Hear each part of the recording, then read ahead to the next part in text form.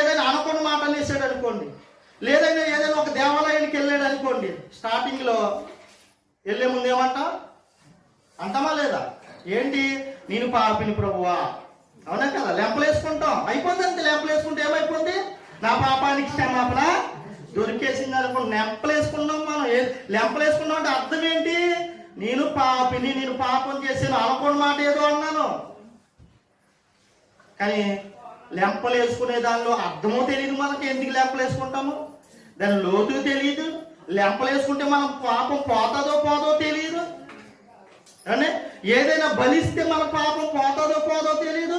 అసలు మన పాపం ఉందని తెలిసినప్పటికీ పాపం ఎవరి వలన, శాశ్వతంగా ఎవరి వలన పాపం బయటికి పోతుంది నాలో నుండి.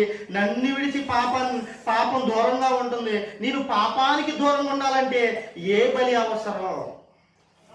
శాశ్వతమైన బలి. 2000 సంవత్సరాల క్రితం ఈ లోకానికి వచ్చి ఏమైంది? శాశ్వత బలి చెల్లిపోయింది పాపం నిమిత్తం.